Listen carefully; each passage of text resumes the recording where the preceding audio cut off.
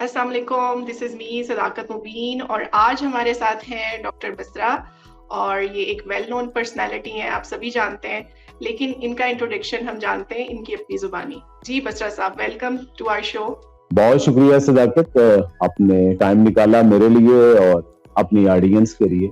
तो मैं अपनी ऑडियंस की तरफ से भी आपको वेलकम करती हूँ और आज हम जानेंगे थोड़ा सा आपकी लाइफ हिस्ट्री के बारे में। कुछ अपने बारे में बताइएगा कि आप बचपन में डॉक्टर बसरा कैसे थे? अल्हम्दुलिल्लाह जी, मैंने एक अच्छी जिंदगी गुजारी है। अल्लाह का लाख लाख शुक्र है कि बहुत ज्यादा माली और सोशल कोई ऐसे प्रॉब्लम जो है ना वो उसमें वो नहीं गुजारी। एक सादा सा एक देहाती खानदान, जो कि नई नई नौकरी के लिए जब एक आध बच्चा पढ़ जाता है तो वो छोटे शहरों में या शहरों में शिफ्ट हो जाते हैं, लेकिन उनकी जुड़त या उनके वालिदैन अभी भी गाँव में रहते हैं। तो मेरे पेरेंट्स ऐसे थे, तो हम उनके साथ शहर शहर जब उनकी ट्रांसफर हो जाती थी, कभी लाहौर, कभी गुजरांवाला, कभी फैसलाबाद, कभी किसी शहर में उनके साथ जाते थे और वीकेंड के ऊपर हम अपने गांव जाया करते थे। और गांव जाने के लिए सबसे अच्छी चीज ट्रेन हुआ करती थी। ट्रेनें बहुत अच्छी होती है और उसके बाद फिर एक तांगा होता था हमारे लिए। खेतों के अंदर से जाके हम गाँव जाते थे जहाँ बिजली नहीं थी और उस गांव में हमारे दादा दादी थे, बाकी सब मोहब्बत करने वाले थे। वहां हम छुट्टियां गुजारते थे, खेतों में जाते थे, कालियां इटां काले रोड, नींव सादे जोरो जोर, गलियों में खेलते थे और सब कुछ। तो हमने गांव भी देखा बचपन में, शहर भी देखा।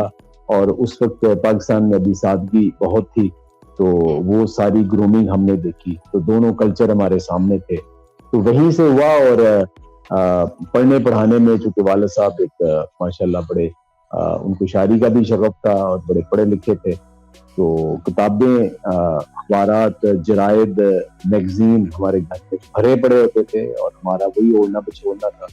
और हम उसी जंग अखबार, खिलौना, बच्चों की दुनिया, सैरा डाइजेस्ट, उर्दू डाइजेस्ट, फिर सबरंग डाइजेस्ट, दीवाने गालब और ये सारी जो शायरी की किताबें, इन्हीं के साथ मंटो को, कृष्ण चंद्र को, रीडर्स डाइजेस्ट को, अखबार जहां को पढ़ते पढ़ते हैं बड़े हुए। और साथ यही होता था कि घर में आना है तो खाना खाना है और उसके बाद फिर आपकी कोई रोक टोक नहीं होती थी। आप गलियों में, ग्राउंडों में जाते थे, खूब खेलते थे। जब खेल खेल के थक जाते थे फिर वापस आ जाते थे, वो पढ़ते थे, वो खाते थे, फिर खेलने के लिए चले जाते थे। यानी कहने तो का बड़ा मकसद है कि आपका जो बैकग्राउंड है बहुत रिच रहा है, रिलेशंस के हवाले से भी, फूड के हवाले से भी, एक्सर्शन के हवाले से भी। आप एक हेल्दी, आपका शुरू से ही एक लाइफस्टाइल जो है वो रहा है। जी अल्हम्दुलिल्लाह। ऐसे ही उसके बाद फिर स्कूलिंग हुई, फिर ज़ाहिर है फिर मेडिकल कॉलेज के लिए होती है कि एफर्ट नहीं हुई तो एग्रीकल्चर यूनिवर्सिटी में आ गए। यूनिवर्सिटी में भी ऐसे ही खेलते कूदते बहुत एक्टिविटी के साथ ये हुआ। उसके बाद जॉब में भी आ गए। फिर क्रिकेट बहुत खेली मैंने, बहुत क्रिकेट खेली। जिस लेवल तक ये काम बंदा खेल सकता है वो खेल ली। लिटरेचर बहुत पढ़ा। फिर हुआ ये कि जो सब लोग के साथ होता है वही मेरे साथ हुआ कि फूड एंड न्यूट्रिशन का पता ही कोई नहीं। जो मैं आपको कट कर रही हूँ, मैं थोड़ी सी आपका ना न्यूट्रिशन पॉइंट ऑफ व्यू से आपका जो है ना वो लेना चाह रही हूँ कि आप एक बहुत ही हेल्दी इन्वायरमेंट में पले बढ़े, आपने एक हेल्दी डाइट को अडॉप्ट किया, आपने खेल कूद में आप सबसे आगे थे जैसा कि आपने हमें बताया। तो ये जो न्यूट्रिशनल पॉइंट ऑफ व्यू था, क्या आप अभी तक उससे आपको कोई फायदा हुआ या इसके दौरान कोई ऐसा लाइफ हैजर्ड आपके साथ हुआ या कोई ऐसी बैड हैबिट्स आपके साथ हुई जिसने आपकी सेहत को या आपकी जो लाइफस्टाइल है उसको डिस्टर्ब किया, आपकी सेहत को डिटोरिएट किया? कोई ऐसी नेगेटिव इम्पैक्ट भी थे आपकी जिंदगी में? कोई एलिमेंट ऐसे थे कि जो आप अब समझते हैं कि यार ये मैं ना करता तो मैं आज इस तरह होता? क्या ऐसा कोई है आपकी लाइफ में? देखिए, वही मैं बता रहा हूँ कि जो सबके साथ होता है मेरे साथ भी वही हुआ कि आहिस्ता आहिस्ता आपकी एक्टिविटी बहुत सारे लोगों की तो खत्म हो जाती है। मैंने एक्टिविटी अपनी खत्म की। मैं ग्राउंड के साथ रिलेशन सारी उम्र नहीं छोड़ा। योगा करता था, एक्सरसाइज करता था, वॉक, वो मैंने सारी उम्र नहीं छोड़ी। लेकिन फूड फूड का पता ही नहीं था। फूड सिर्फ वो जो आपके टेस्ट बड को अच्छी थी बस वही खाते गए। और उन टेस्ट बड को जो फूड अच्छी लगती थी वो कोई कतन अच्छी नहीं थी। उसमें से हम वो उसकी तरफ चूजी होते गए, और जब तक जवानी होती है तब तक तो आपका गुजारा हो जाता है, लेकिन जब आप फिर मिडिल एज में आते हैं तो उसके असरात आना शुरू। तो मेरे भी फूड बड़ी पुअर फूड थी, यानी ये नहीं कि घर में अवेलेबल नहीं, यहाँ ईटिंग पे ऑडियंस ईटिंग को हैबिट्स यही पुअर थी। सर मैं ऑडियंस को यहाँ पे यही रियलाइज करवाना चाह रही हूँ कि ऑल्दो आपका एनवायरनमेंट बहुत अच्छा था, आपका बैकग्राउंड, आपकी फिजिकल एक्टिविटी, लेकिन एक फैक्टर जो आपका डाइट का था वो कॉम्प्रोमाइज हुआ, तो वो अब आपको किस तरह से उसने डिस्टर्ब किया, इसको आप ब्रीफली एक्सप्लेन कीजिएगा। देखिए जी, सबसे पहले तो ये हुआ कि मेरा हर वक्त रोना स्टार्ट हो गया कि मेरा स्टमक ठीक नहीं है। वो उस वक्त पता ही नहीं था गट हेल्थ क्या होती है, और बुनियादी तौर पे आप गट हेल्थ तबाह हो चुकी थी, क्योंकि वो बार बार आप वही आपको पसंद थे, समोसे पसंद थे और मिठाई पसंद थी और चाय पसंद थी। ये तीन चीजें मेरी लाइफ में थी कि जो सबसे ज्यादा आपने जो खानी है, बाकी जो खाना चाहना तो खाना ही है ना, असल में ये चीजें बहुत ज्यादा थी। और उससे ये हुआ कि मेरी गट हेल्थ बहुत तबाह, क्योंकि एंटीबायोटिक्स मुझे बहुत ज्यादा यूज करना पड़ते थे, तो वो तबाह था। मेरा बिल्कुल स्टोमक ऐसे था कि हर वक्त रोना धोना ही चलता रहता था कि ये मेरे स्टोमक के साथ क्या हो गया। और उसके साथ फिर जब ये बहुत ही ज्यादा हो गया, कई साल गुजर गए, इसको कई साल गुजर गए, तो तब जब मैंने फिर अपने को टेस्ट वगैरह करवाए तो फिर पता चला कि मुझे तो फैटी लीवर भी है। उसके बाद फिर थोड़ा सा मेरे किडनीज में भी स्टोन हो गए। फिर मुझे ये अंदाजा हुआ कि मुझे जो स्टोमक है वो तो मेरा गट चल ही नहीं रही, फिर मेरे पित्ते में भी प्रॉब्लम हो गया, और इस तरह ये सारे सिलसिले चलते रहे। मेडिकेशन के साथ जैसे सब लोग करते हैं, मैंने भी किया, और मुझे भी किसी मुआलिज ने कभी नहीं कहा कि अपनी फूड को, बस ये कि थोड़ा जो परहेज किया, क्या परहेज करना है क्या नहीं करना, ये कभी किसी ने नहीं बताया। पीएचडी भी कर ली, चेयरमैन डिपार्टमेंट का भी बन गया एग्रीकल्चर यूनिवर्सिटी में, बिल्कुल नहीं पता था कि फूड क्या है। वाइफ मेरी फूड एंड न्यूट्रिशन उसका सब्जेक्ट था, उसने कभी कहने की कोशिश करनी, उसकी मैंने सुन ली ना, तो जैसे वो टिपिकल होता है। तो उसका फिर नतीजा ये निकला कि खासा मैंने हेल्थ को बर्बाद कर लिया। फिर वहां मुझे एक लफ्ज का पता चला कि हेल्दी लाइफस्टाइल भी होता है, और एक जो बहुत सारी बीमारियां, जो बीमारियां ठीक हुई हैं, ये दरअसल फूड से ही ठीक होती है और फूड से ही खराब होती है। और कौन सी फूड होती है? फिर मुझे पता चला कि फूड सेंसिटिविटी भी होती है, फूड एलर्जी भी होती है। तो ये मुझे पता चला कि जो लिवर के लिए कौन सी है, ज्यादा आपको फैटी फूड खाते हैं लिवर के ऊपर क्या इफेक्ट करती है। फिर मुझे पता चला कि ग्लूटेन सेंसिटिविटी भी एक चीज होती है, लैक्टोज इंटॉलरेंस होती है, और इसी तरह जो नट्स हैं वो भी एलर्जी करते हैं। तो मैंने आहिस्ता आहिस्ता फिर अपने ऊपर ये टेस्ट करने शुरू कर दिए। इसमें एक छोटा सा सवाल है कि आपको किस एज में जाके पता लगा कि फूड भी या हेल्दी लाइफस्टाइल भी कोई चीज है? क्योंकि आजकल नॉर्मली हम जिससे भी बात करते हैं, हमारे डॉक्टर्स बहुत ज्यादा जो है वो जो डॉक्टरी का जो पेशा है उसको तो सभी लोग जानते हैं, लेकिन इस पेशे से या न्यूट्रिशन और आपकी फूड, इससे कोई लोगों को इतना ज्यादा नहीं अंदाजा होता कि हम फूड से अपनी जो डेली लाइफ का जो हमारा किचन है, इससे बहुत सारी बीमारियों से हम बच सकते हैं। इवन हम जो खा रहे हैं, अगर हम उसका पैटर्न भी चेंज कर दें तो उससे भी हमारा जो टोटल एक हमारी जो बीमारी है वो रिवर्स हो सकती है। तो मुझे ये बताइए कि आपने किस एज में जाके आपको ये पता लगा, और क्या ऐसे एलिमेंट्स थे? आपको कहाँ से पता लगा? सोशल मीडिया से पता लगा, आपको दोस्तों से पता लगा? क्योंकि इस पे बात करना, इसकी अवेयरनेस कॉज करना ये बहुत जरूरी है। देखिए जी, मुझे किसी डॉक्टर ने नहीं बताया, किसी उस्ताद ने नहीं बताया, किसी कुलीग ने नहीं बताया फूड एंड न्यूट्रिशन का, डाइट का। मुझे एक स्पेशलिस्ट डॉक्टर थे, उनके साथ में गया। जब मैंने कहा तो उन्होंने मुझे टिपिकल वही मेरे सुन के स्टोमक का, उसने मुझे एक प्रिस्क्रिप्शन लिखी। तो मैंने वो प्रिस्क्रिप्शन पकड़ के कहा कि जी मैंने इसको फाड़ दूं या रख दूं, क्या करूं? गुजार है उनका ऐसा खराब हुआ, बड़े सीनियर डॉक्टर। तो मैंने उन्हें कहा जी कि आई एम आल्सो प्रोफेसर। तो उस वक्त मेरी लुक बहुत ही बच्चे जैसी लगती थी, कोई मुझे मानता ही नहीं था कि मैं प्रोफेसर। हालांकि उस वक्त भी मैं प्रोफेसर ही था। तो उन्हें कहा आप यार प्रोफेसर? प्रोफेसर हो फिजियोलॉजी। उन्होंने कहा फिजियोलॉजी तो बड़ा इंटरेस्टिंग सब्जेक्ट है, मैं तो इस उम्र में अब सीख रहा हूँ फिजियोलॉजी। तो उन्होंने मुझे शाम का टाइम दिया, शाम को आए मेरे साथ बैठ, फिर अलग हम बैठे, तो फिर उन्होंने सारी मेरी हिस्ट्री ली। उन्होंने कहा जी कि आपको किसी पैथोजेनिक प्रॉब्लम ही नहीं, आपको फूड सेंसिटिविटी है, आपको आईबीएस है, फूड सेंसिटिविटी है। तो आप अपनी मुझे लगता है कि आपको शायद लैक्टोज का या आपको ग्लूटेन का इशू है, या आपका लिवर बिल्कुल तबाह हो चुका है, उसको थोड़ा रेस्ट दें, थोड़ी सी फैट फ्री फूड लें।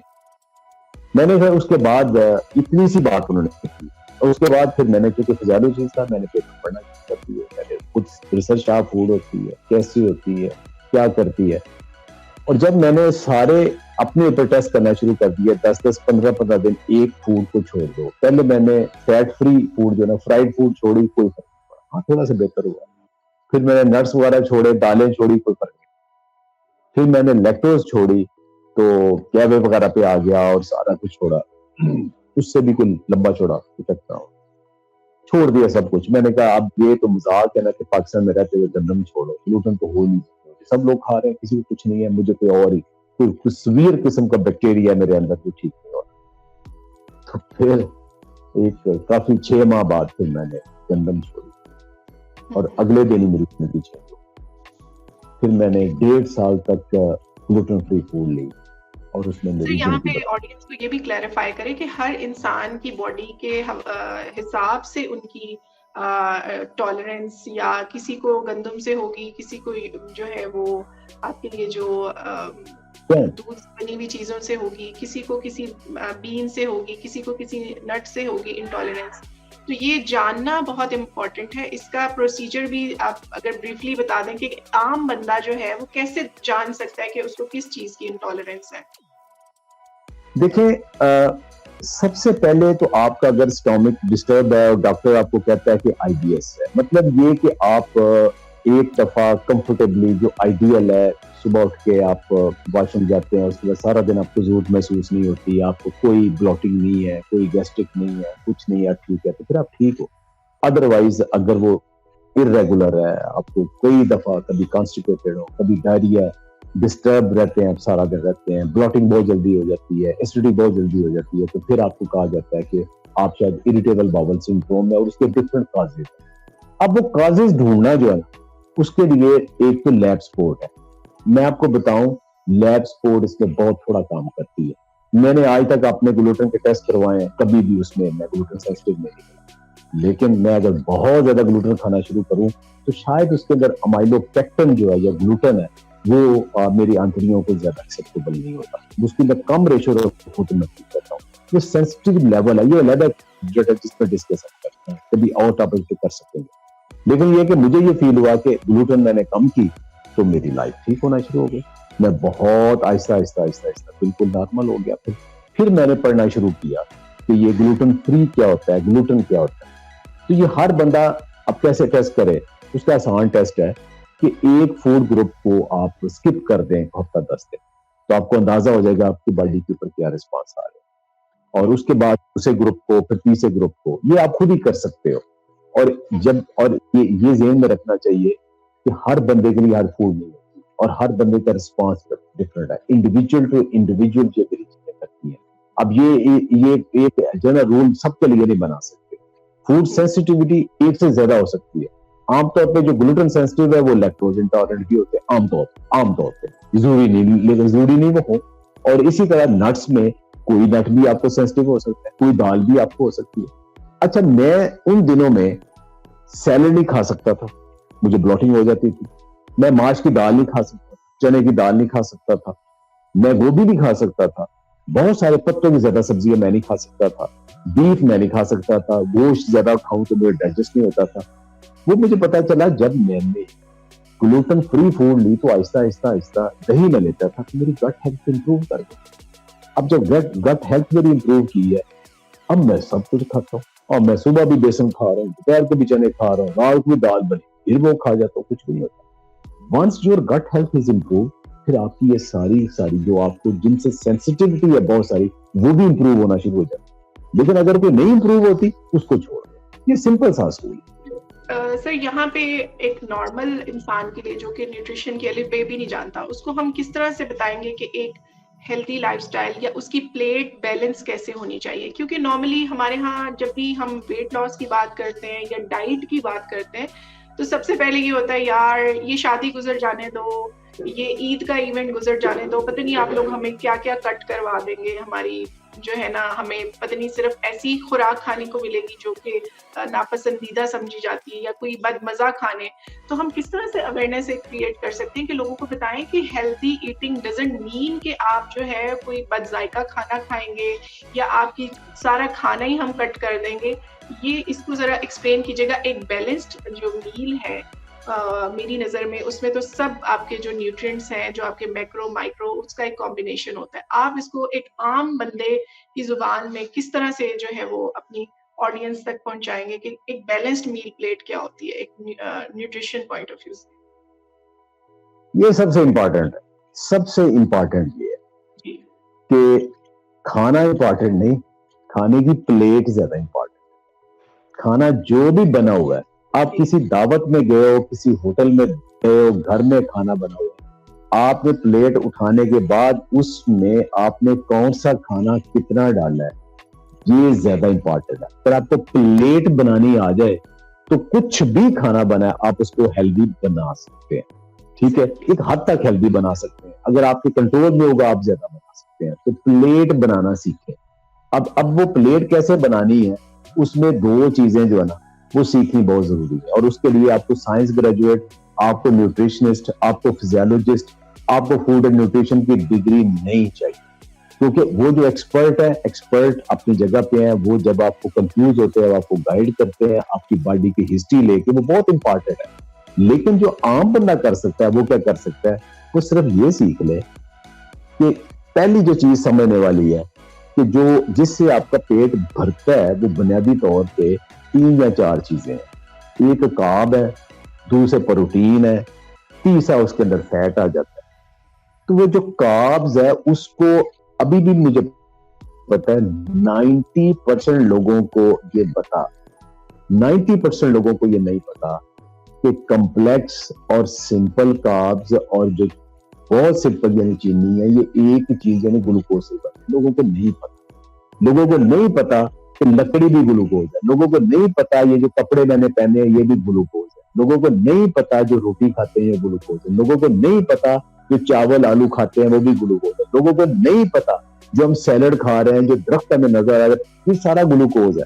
अब लोगों से बात करता हूं तो वो अंगुष्ठ बदा रह जाते हैं, अच्छा ये भी ग्लूकोज है। ग्लूकोज में फर्क है। एक ग्लूकोज वो है कि पहले ही अवेलेबल है, आपने खाया पिया तो फौरन खून में चला। दूसरा वो है कि जो जिसने बांध टूट के अवेलेबल होता है। तीसरा वो है कि जिसने कन्वर्जन होनी है, वो बहुत लंबा, जैसे प्रोटीन भी ग्लूकोज में बदल जाती है, ग्लूकोजेनेसिस है, वो लंबा प्रोसेस है पॉसिबल है। लेकिन एक वो है जो आपका बांध तोड़ ही नहीं सकते, वो कॉम्प्लेक्स कार्ब्स हैं, जो पत्ते हैं, जो सब्जियां हैं, वो बाकी वो तोड़ ही नहीं सकते।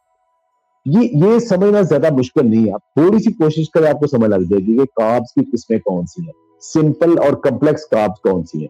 आप अगर एनर्जेटिक है, बहुत काम करते हो, बहुत एक्टिव हो, तो आपको सिंपल कार्ब्स भी चाहिए। लेकिन अगर आप ऑफिस वर्क जैसे ज्यादातर लोग करते हैं, अब मेजॉरिटी की बहुत 99% लोग आप वही है, ऑफिस में बैठे हैं, घर में बैठे हैं, सब कुछ बैठे इंडोर आती, इनको सिंपल कार्ब्स बहुत थोड़े और कॉम्प्लेक्स कार्ब बढ़ाने हैं, प्रोटीन पूरी करनी है, हेल्दी फैट लेनी है। ये चीजें जो लोग डाइटिशियन से, न्यूट्रिशन से सेशन लेते हैं, तो मुझे हैरत होती है कि मेरे पास बहुत सारे लोग आते हैं जी हमने उससे एक सेशन लिया, उससे किया। तो जब मैं उससे पूछता हूँ कार्ब्स क्या होते हैं, बाकी उन्हें कुछ नहीं पता। यानी वो एक चार्ट बना के जरूर दे देते हैं कि सुबह ये खाना है, दोपहर को ये खाना है, रात को ये खाना है। जो बुनियादी चीज है वो समझाने वाली वो नहीं समझा सकते। एक अमेरिकन काले डॉक्टर हैं, डॉक्टर जोशी, वो ये कहते हैं कि जब हेल्थ प्रोफेशन बन जाए और अपना नॉलेज आप छुपा के रखो, उससे बड़ा जुल्म कोई। ये जो बात हो गई है ना कि एक डॉक्टर ने भी, एक न्यूट्रिशनिस्ट ने भी, एक फूड एक्सपर्ट ने भी अपना नॉलेज देना, इस डर से नहीं देना कि लोगों को पता ना चला जाए, ये बड़ी छोटी सी सोच है। आप जितना नॉलेज देते हो, जितना लोगों को एजुकेट करते हो, लोग उतने ही आपके ऊपर ट्रस्ट करते हैं, उतने ही आपके पास आते हैं मजीद गाइडलाइन लेते। आप दें। फॉर एग्जाम्पल, मैं लोगों को बताता हूं कि मोरिंगा बहुत अच्छी चीज है, मल्टीग्रेन आटा बहुत अच्छी चीज है, किनवा बहुत सी चीज है, चिया बहुत अच्छी चीज, ठीक है। ये फॉर एग्जाम्पल मैं ये सुपर फूड्स का बताता हूँ और बताता हूँ, यहाँ से बीज लें, यहाँ से चीजें लें, आटा ऐसे बना लें, ग्लूटेन फ्री आटा ऐसे बना लें, मल्टीग्रेन आटा, मेरी वीडियो मौजूद। मोरिंगा घर में लगाएं, ऐसे से यूज करें, किनवा ग्रो करें, यूज करें। हाँ, अगर आपको नहीं मिलता तो फिर ये कंपनी मेरी फैमिली की, उससे ले लें। फिर ये, क्योंकि सारे लोग जो ग्रो नहीं कर सकते, सारे लोग बना नहीं सकते, फिर वो आपके पास आएंगे। अब बहुत सारे लोग कहते हैं हमें जी ये नहीं पता चलता हमने अपना डाइट और बाकी कैसे करना है। ओके, मैं ये मेरी वीडियो, मैं उन्हें 20 वीडियो सेंड करता हूँ, ये वीडियो देख। हाँ, अगर वीडियो देखने के बाद वो कहते हैं हमारी तसल्ली नहीं होती आपसे सेशन लेने, बिस्मिल्लाह आए। ये अप्रोच मैं सिर्फ बताने की कोशिश कर रहा हूँ कि तो ये तो सबके जारिया है ना, कुछ भी इल्म है वो सबके जारिया है, उसको अगर मैं इस्तेमाल करती, जब तक मैं इस्तेमाल करूंगी। नहीं, मैं जो बात बताना चाह रहा हूँ, तो ये इन दोनों में हमें ये चीज एक्सेप्ट करना पड़ेगी। डॉक्टर के पास जाते हैं, डॉक्टर के पास वो उसको सिखाया, हमारा जो मेडिकल डॉक्टर है उसको सिखाया गया है डिजीज मैनेजमेंट में, क्योर के लिए उसको सिखाया ही नहीं गया, क्योर के लिए उसको सिखाया ही नहीं गया। हम 3000 पे करते हैं और वो हमें हार्डली 5 से 7 मिनट भी नहीं देता, ठीक है। तो उसके पास दूसरा अगर ना टाइम नहीं होता, अगर टाइम दे भी दे, उसको नहीं पता कि इस फूड में क्या है, उसका ये सब्जेक्ट नहीं है कौन सा फूड कंप्लीट, उसका ये सब्जेक्ट नहीं है, उसको ये ट्रेन नहीं किया गया। सॉरी टू इंटरप्ट यू, उसके साथ यहाँ पे एक चीज समझने की है कि हम खुद भी बहुत इजी गोइंग है। आप कह रहे उगाने की बात, लोगों को अगर कह दो ना कि आप अपना मील ऐसे प्रिपेयर कर लो, ये ज्यादा जो है इसकी न्यूट्रिशनल वैल्यूज जाया नहीं होगी, तो वो गोली खाना ज्यादा आसान समझते हैं, बजाय इसके कि आप वो अपने लिए कहवा बनाएं। अगर कोई मैदे का मरीज है तो हम उसे कहें कि ये गोली है और ये कहवा है, 3 टाइम तुमने पीना है, वो कहेगा यार कौन बनाए कौन पिए, गोली ज्यादा आसान है। ये जो माइंडसेट है, आज की एग्जांपल देता हूँ। आज सुबह में उठा, ग्रुप में देखा जी कि डॉक्टर बस्सा ने बताया था कि हिबिस्कस पी ले, मेरी ब्लड प्रेशर ठीक होगा। उससे मेरा ब्लड प्रेशर खराब था, तो मैंने उसे क्या बताया था, मैंने उसे बताया था कि लोग कांपते, मैंने उसे बताया था बैलेंस फूड लो, मैंने उसे बताया था कि वॉक और एक्सरसाइज बहुत जरूरी है, इतनी ज्यादा एक्सरसाइज करनी कि आपको पसीना आए, आपको सांस चढ़े, ठीक है। आप साइकिलिंग करो, रनिंग करो, जॉगिंग करो, ये करो, ठीक है। उसके बाद डीप ब्रीदिंग करो, ठीक है। इसके बाद फिर कहा था कि फिर साथ हिबिस्कस टी ले लो। उसने बाकी सब कुछ छोड़ के हिबिस्कस टी ले ली कि ये से मेरा ठीक कर देना। अब ये जो बात होती है ना कि लोग इजी गोइंग, बहुत इजी गोइंग है, वो शॉर्टकट ढूंढते हैं। उनको 1 घंटा लेक्चर दो ना, वो कहते हैं कि ठीक है आपका ये हेल्दी फूड स्टाइल बाकी सब कुछ ठीक है, ये दसो मोरिंगा कितना खाना है, ये दसो। ये वो मोरिंगा को वैसे शॉर्टकट देते हैं। तो जब तक आप अपनी देखिए 24 आवर की फूड, और उसमें ये है कि ये जो आपने पहले बात की थी कि जो बद जायका खाने, ऐसा हरगिज नहीं है। जो टेस्ट बड आपके हैं उसी के अंदर रहते हुए ही आपकी फूड इंप्रूव करनी है, आपका डाइट प्लान बनता है, वही आइडियल होता है। अब अगर मैं डॉक्टर एरन बर्ग की वीडियो देख के मैं कह दूंगी कि आपने सामन फिश खानी है, एक्स्ट्रा वर्जिन ऑलिव ऑयल लेना है, आपने सार्डीन लेनी है, आपने केल खाना है और आपने ब्रोकली खाना है, ठीक हो जाएगा, तो ठीक हो वोटे। शायद उनके लिए मेरा गट फ्लोरा ही ठीक नहीं है। रोटी के ऊपर, सालन के ऊपर, इन मसालों के ऊपर, इस दही के ऊपर, इन चीजों के ऊपर, इस खित्ते की फूड के ऊपर मेरा गट फ्लोरा है। अगर मैं उसको बिल्कुल चेंज कर दूंगा, वो हेल्दी फूड नहीं होगी मेरे लिए। उसको ग्रेजुअली पार्ट ऑफ फूड बनाएंगे, फिर मेरा गट फ्लोरा उसको एक्सेप्ट करेगा, मेरा डाइजेस्टिव सिस्टम इसको एक्सेप्ट करेगा। तो वो जो आपकी डिजीज के मुताबिक आपने डिस्कस करना है, वो फिर आप एक टाइम डाइटिशियन को भी दें, फूड एक्सपर्ट्स को भी दें, उनको भी सुने, आपको समझ लग जाए। अच्छा सर, इसमें जहाँ पे हमने ये चीज डिस्कस की कि लोग जो है ना शॉर्टकट और पिल के चक्कर में रहते हैं कि बस खाए कोई ऐसी दवाई हो जाए हमारा फैट कट हो जाए और हम वेट लॉस कर लें, ये जो एक माइंडसेट है ना, और इसके अलावा जो हमारे साइकोलॉजिकल माइंडसेट्स हैं, जो हमारा माशरा है, जैसे हमारे मुल्क के हालात भी उसमें आ जाते हैं, हमारी फाइनेंशियल क्राइसिस भी उसमें आ जाते हैं, इस तरह के इन्वायरमेंट में खासतौर पे जो खवातीन हाउसवाइफ जिनको कोई कॉन्सेप्ट ही नहीं है हेल्दी डाइट का, और उस ऊपर से फिर उनके ऊपर स्ट्रेस भी होता है, तो मैं ये समझती हूँ कि स्ट्रेसफुल जो बॉडी होती है, अगर वो सोना भी खा ले तो वो उसका रिजल्ट जो होता है वो 0 ही होगा। आप इस बारे में क्या कहते हैं? देखो जी, मेंटल जो स्ट्रेस है ना, वो तो आपको कुछ भी आपकी बॉडी के ऊपर पॉजिटिविटी नहीं करते।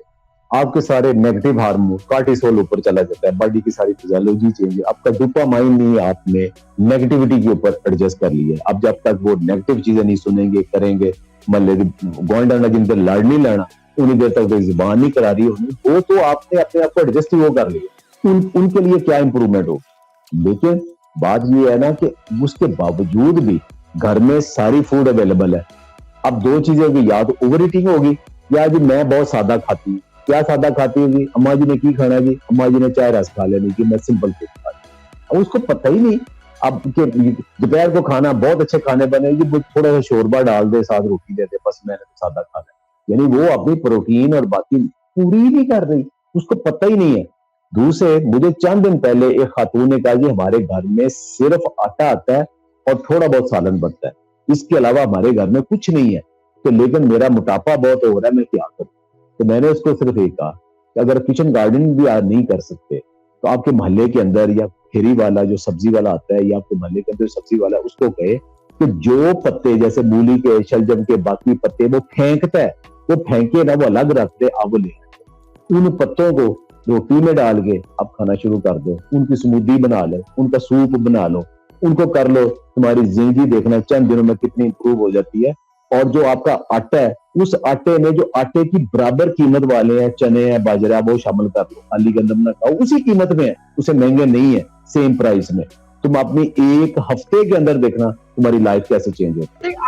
आपको लगता है कि ये जो स्ट्रेस फैक्टर होता है या एंजाइटी फैक्टर होता है, ये आपके स्टमक पे डायरेक्टली इफेक्ट कर रहा होता है, और अगर आपका स्टमक ही डिस्टर्ब हो जाता है तो आपकी पूरी जो उसकी फूड की एब्जॉर्प्शन है, उसकी जो भी उसने खून में शामिल होके ताकत बनना होता है या ताकत देनी होती है आपकी जिस्म को, ये सारा साइकिल डिस्टर्ब होता है। तो हमें अपने क्योंकि आप एक नॉर्मल कोई अगर डायबिटिक है उसके साथ भी आप रह लेते हैं, आप एक स्टमक पेशेंट के साथ भी रह लेते हैं, लेकिन कभी हमने माइंड हेल्थ के ऊपर हम अगर किसी को कह देना कि आप जरा ये डॉक्टर के पास चले जाएं, तो इसको बहुत बुरा समझा जाता है। तो इसके ऊपर थोड़ी सी रोशनी डालें कि ये कितना इम्पोर्टेंट है और हम इसको इग्नोर करते हैं, और हम मतलब जैसे हम बीमारियों को शर्म महसूस नहीं करते बताते हुए, तो जब हम ब्रेन या दिमागी किसी बीमारी को डिस्कस करते हैं जो कि बिल्कुल नॉर्मल है, हमारी बॉडी का पार्ट है और वो आपकी पूरे बॉडी को कंट्रोल कर रहा होता है, तो उसके ऊपर जब हम बात करते हैं तो हमें बहुत बुरा लगता है। हमारे मुंह से ऐसे ऐसे अल्फाज निकलते हैं कि इसने मुझे पागल कह दिया या इसने मुझे साइकोलॉजिकल ट्रीटमेंट के बारे में गाइड कर दिया है। तो इसके ऊपर जरा, ये बहुत एक इम्पोर्टेंट टॉपिक है जिसको हम हमेशा जो है वो इग्नोर करते हैं। अल्लाह ने इंसान को ऐसे ही बनाया है कि वो कभी भी वो ये एक्सेप्ट नहीं करेगा कि उसको कोई कहे कि तुम्हारी सोच गलत है, तुम्हारा जीने का अंदाज गलत है, तुम्हारे ये नॉलेज गलत है, तुम्हारे ये कंसेप्ट्स गलत है, तुम्हारी ये बिहेवियर गलत है। इसको कोई भी एक्सेप्ट नहीं करता। ये तो समझाने वाला बहुत ही कुछ सियाना होता है, बहुत ही कोई शुगर कोटेड करके को बात समझा देता है, वगरना 90% लोग जो मतलब जैसे हमारा लिवर खराब होता है, हमारा दिल खराब होता है, हमारा मैदा खराब होता है, हमारी किडनी, हम भागे भागे डॉक्टर के पास जाते हैं। जब हमारा दिमाग खराब होता है तो हम डॉक्टर के पास क्यों नहीं जाते? इसकी लॉजिक क्या है?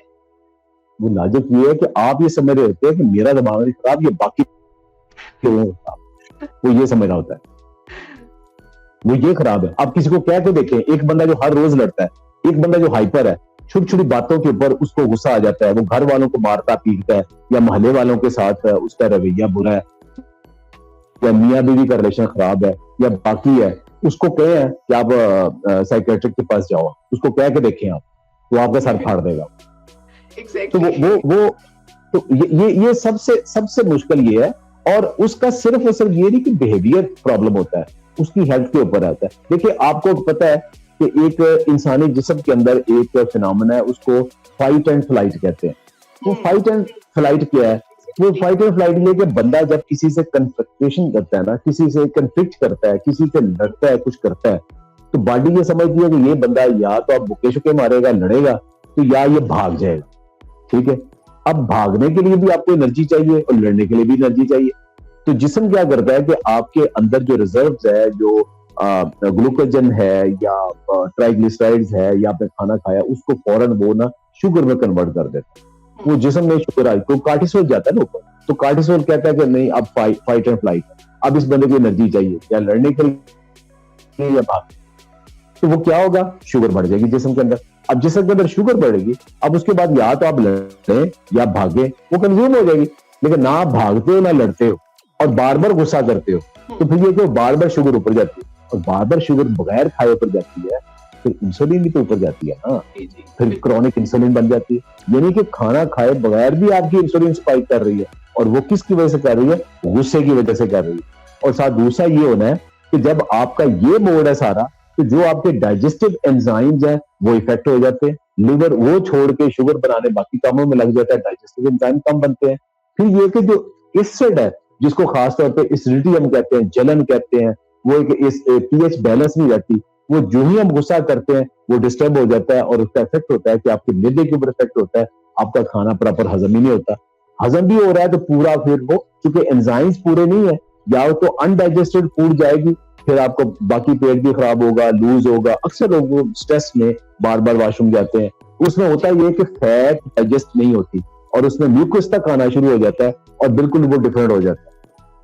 बिल्कुल, बहुत ही अच्छा एक्सप्लेन किया, और मैं चाह रही थी कि इसके ऊपर हम ज़रूर बात करें, क्योंकि आपका जितना खाया पिया होगा वो ज़ाया हो जाएगा, बॉडी को एनर्जी भी नहीं मिलेगी, और आपका जो है फूड भी जो है वो वेस्ट हो जाएगा। जब आप कामनेस अपने दिमाग में जो है जब तक उसको स्ट्रेस फ्री नहीं करेंगे, तो आप कुछ भी खा लें उसका असर जो है वो उल्टा ही होगा। ये बहुत अच्छा है, आपने एक्सप्लेन किया।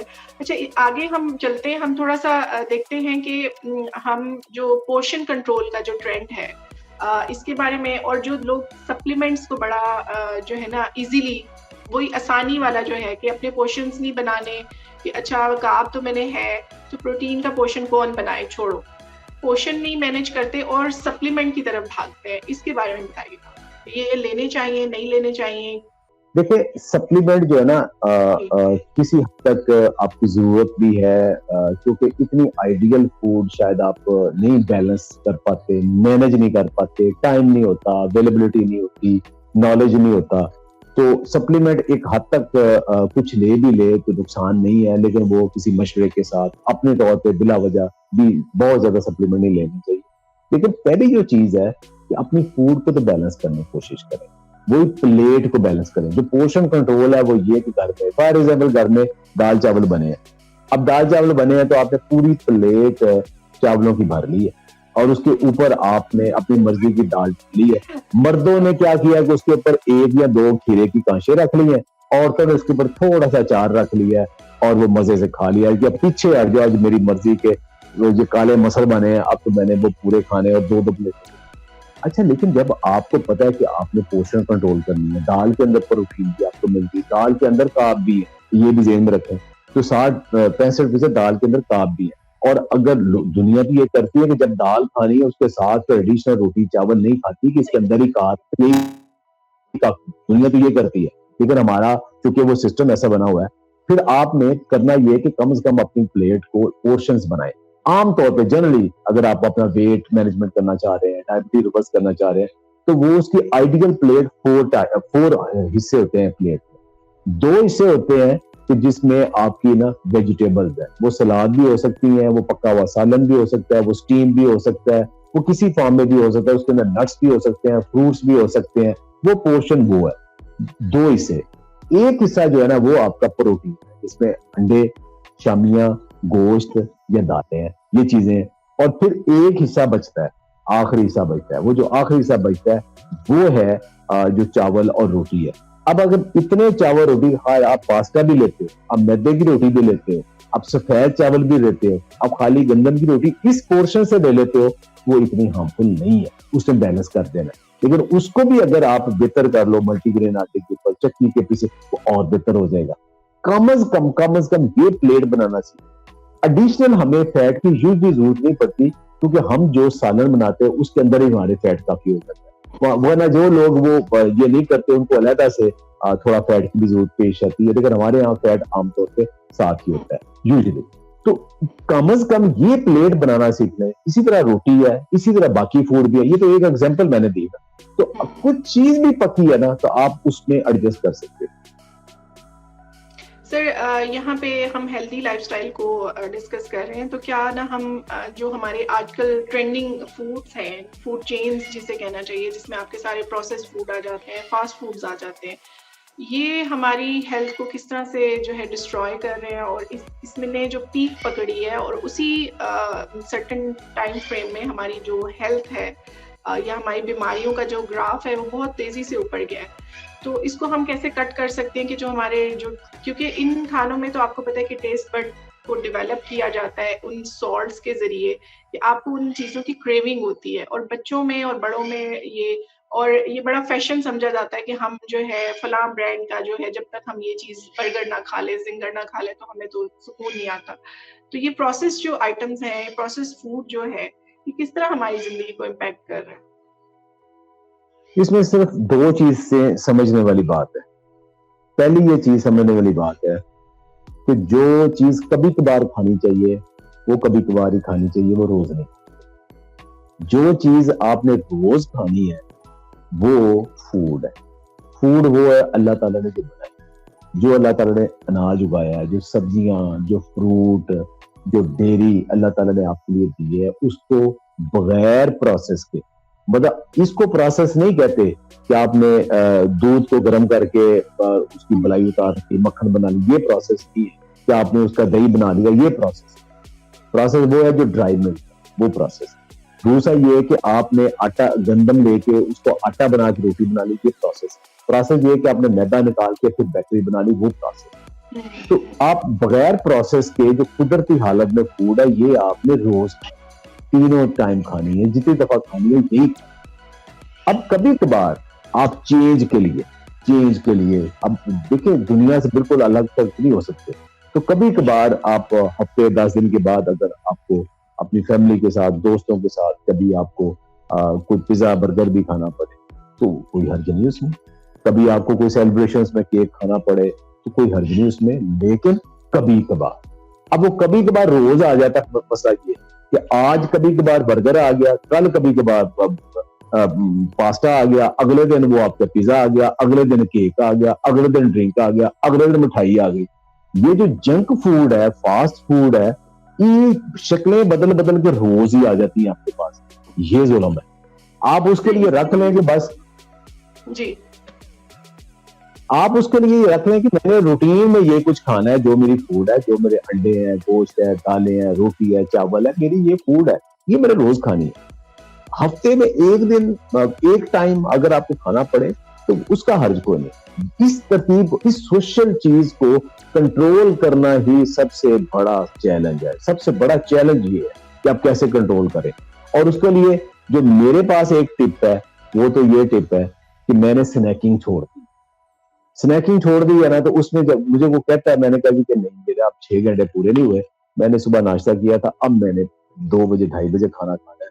आपने ਜਿਹੜੀ चीज देनी है, मैंने बर्फी देनी, चलो मैं जाकर जाकर रोटी के बाद एक रोटी खाना है, तो मैंने खाने की इस तरह से पानी, लेकिन अदरवाइज मैंने अब नहीं खाना। वरना क्या है, आप कहीं जा रहे हो, आपके सामने उन्होंने जूस रख दिया या ड्रिंक रख दिया या कोई चीज रख दी बिला वजह, चाहे आपकी नहीं मर्जी, तो वो कोई आपके मेहमान आ गए तो मजबूरन आपने रख दिया। अब वो जो सोशली आप खाते हो ना, वो है। और दूसरा ये कि स्ट्रेस ईटर, अब स्ट्रेस में भी वो भी बड़ा एंजाइटी, और कुछ नहीं है, चलो कुछ खा ही लेते हैं। ये प्रॉब्लम बड़े हो गए, और इसको जब तक एक दूसरे के साथ हम डिस्कस नहीं करते, अवेयरनेस नहीं देते, ये इसकी है बड़ी। हाँ, हमें पता नहीं चलता, हम फिल्म लगाई हुई है और साथ हम कुछ चीज खा रहे हैं 3 घंटे हम मैच देख रहे हैं, साथ कुछ खा रहे हैं, यानी कि वो हम इस चीज का हमें इदराक ही नहीं कि हम क्या कर रहे हैं। तो उस चीज को जब तक हम हाईलाइट नहीं करेंगे, बताएंगे नहीं उसके कॉन्सिक्वेंसेस, लोगों को कैसे पता चलेगा।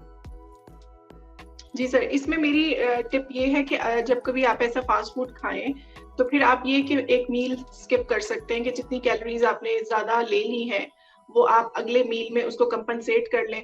और प्लस अगर आपने कोई ऐसा जंक खा लिया तो उसको न्यूट्रलाइज करने के लिए आप कोई साइड में सैलेड बोल ले लें या कोई फ्रूट Exactly.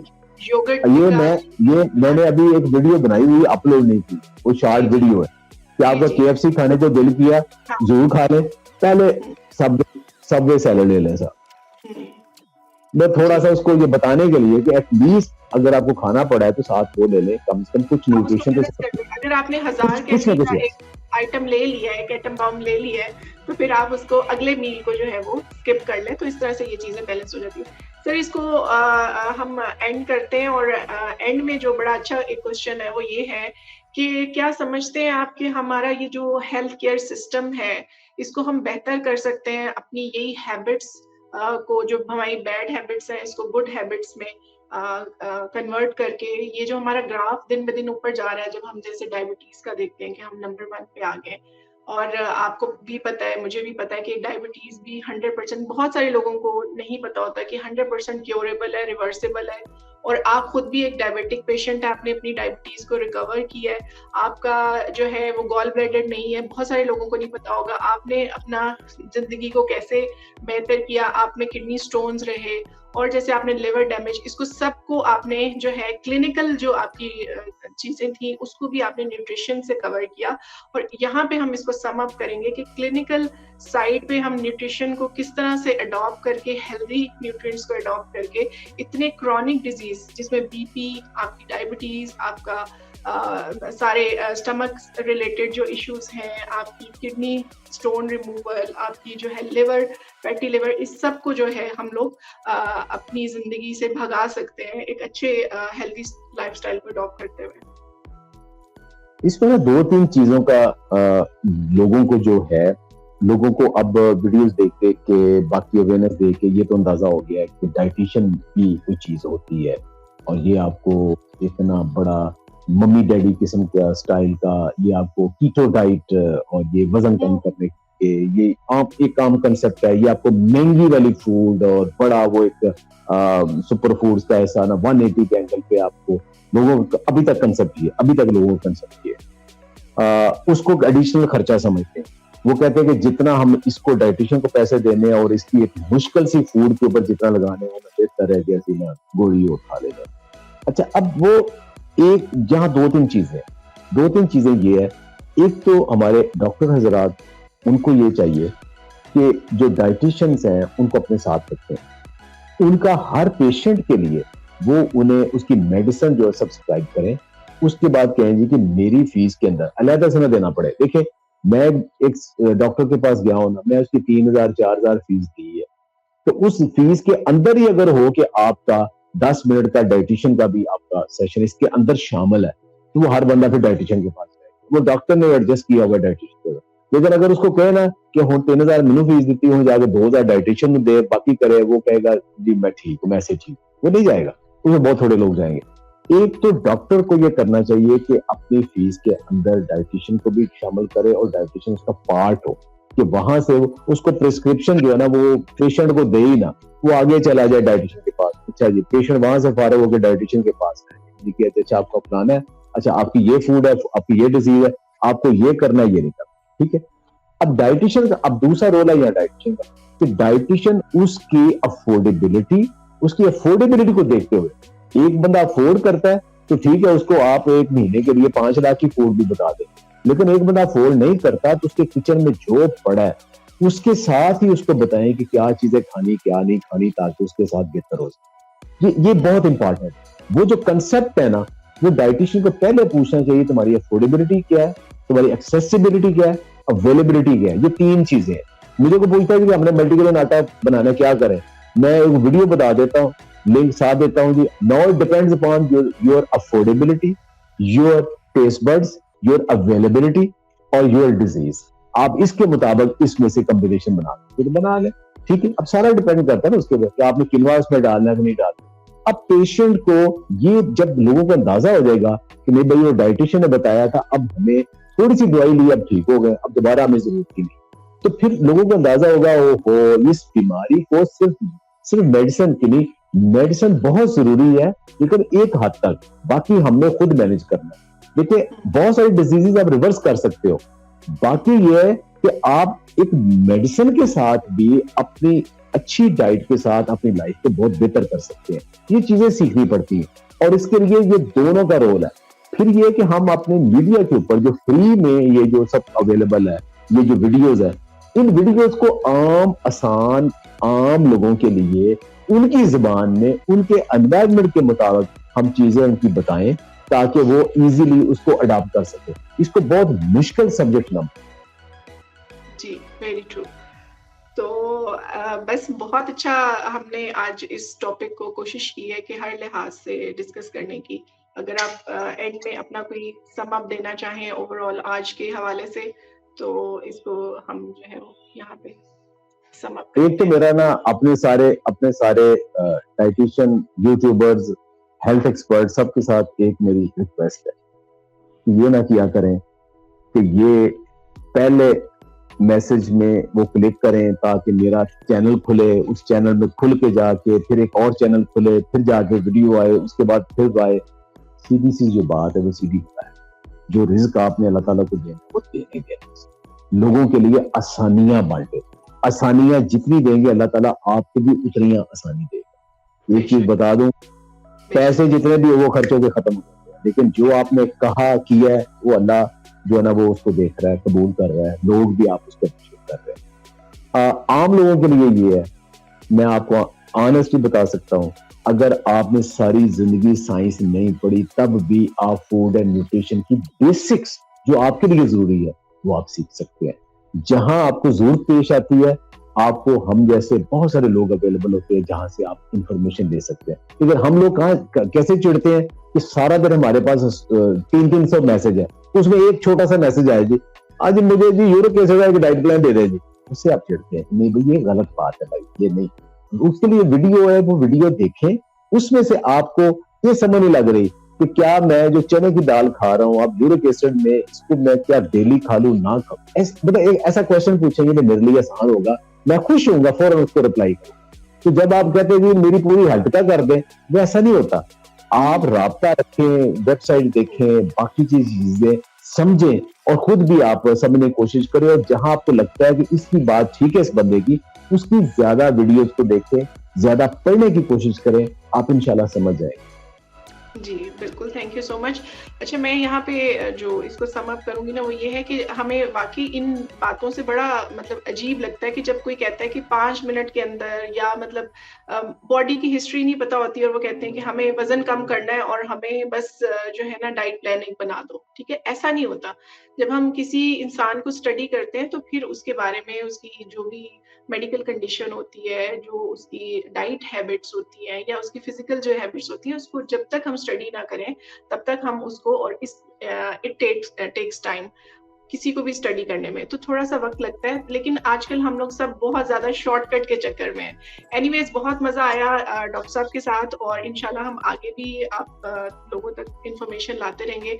सम अप मैं यही करना चाहूँगी कि हमारी हर बीमारी ऑलमोस्ट हमारी डाइट से ठीक हो सकती है, अनलेस कि वो कोई किसी ऐसी स्टेज पे ना आप पहुँचे हों, जहाँ पे रिवर्सिबल जो है वो पॉसिबल ना हो। अदरवाइज़ आप अपनी तमाम बीमारियाँ, जिनमें क्रॉनिक डिजीज़ेज़ में आपकी डायबिटीज़ आ जाती है, आपकी हाइपरटेंशन आ जाती है, आपके गट इश्यूज़ आ जाते हैं, आपकी पीसीओएस आ जाता है, बहुत सारी ऐसी बीमारियाँ जो हम अपनी डाइट से जो है वो कवर कर सकते हैं। और एक हेल्दी माइंड के साथ जब आप एक हेल्दी ईटिंग लाइफ़स्टाइल को एडॉप्ट करते हैं, तो आपके बहुत सारे जो बॉडी के मसले होते हैं, वो ऑटोमेटिकली जो है रिज़ॉल्व हो जाते हैं। Thank you so much sir for your time. बहुत अच्छा लगा आपसे बात करके। इंशाल्लाह हम इसको आगे भी कंटिन्यू करेंगे। इंशाल्लाह जी, बहुत शुक्रिया। Thank you.